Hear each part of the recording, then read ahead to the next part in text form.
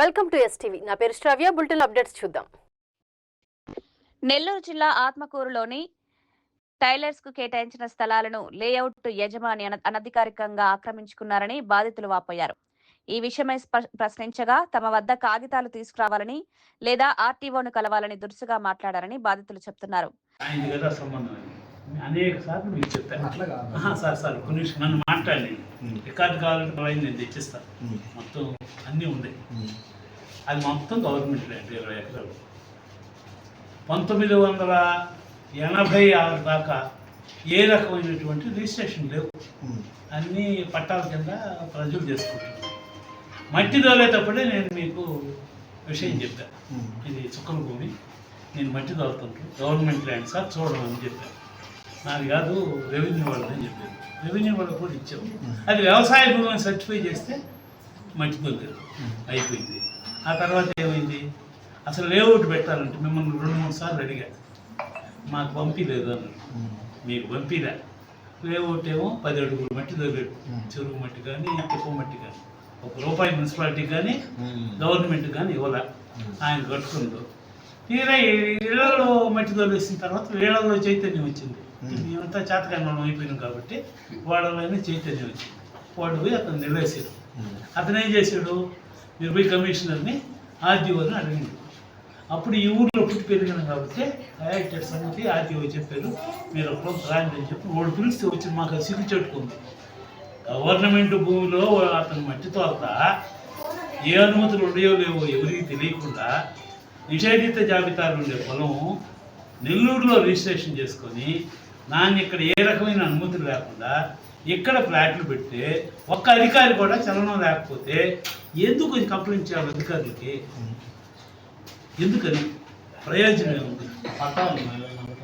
అన్నీ నిబంధనలకు విరుద్ధంగా లేఅవుట్ నిర్మాణాలు కొనసాగుతున్నప్పటికీ రెవెన్యూ శాఖ, మున్సిపల్ శాఖ చర్యలు తీసుకోవడం లేదని బాధితులు వాపోతున్నారు.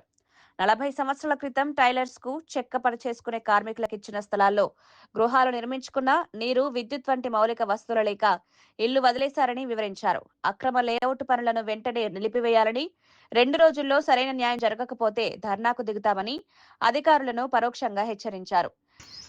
నమస్తే అండి, నా పేరు ముజీబ్, వైఎస్ఆర్సీపీ నాయకులు మాట్లాడుతున్నాను.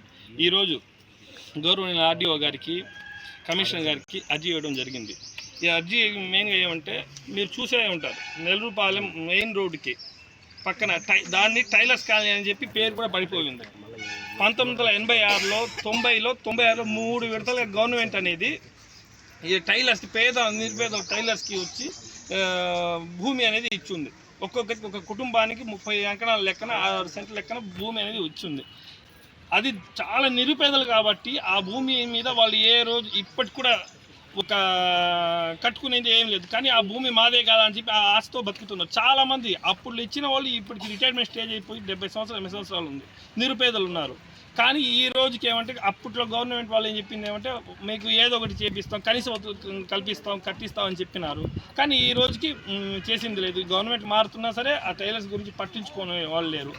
అది పోగా ఈరోజు రియల్ ఎస్టేట్ వ్యాపారాలతో కుమ్మక్కైన కొంతమంది అధికారులు కానీ, నెల్లూరు నుంచి వచ్చిన రియల్ ఎస్టేట్ డాన్స్ కానీ, పచ్చి పులుసు వెంకటేశ్వర్లు అనే అతను, మునగా సుజిత్ అనే అతను ప్రభుత్వ భూమిలో 20 ఎకరాల ప్రభుత్వ భూమిలో పట్టా ఎలా వచ్చిందో అర్థం కావట్లేదు. పట్టాలు వాళ్ళు సృష్టిస్తూ ఉన్నారు. కానీ ఈరోజు మున్సిపాలిటీకి అయినా సరే, రేపు ఎల్లుండి ఆర్టీఓ ఆఫీస్కి అయినా సరే పట్టాలు సృష్టిస్తారు.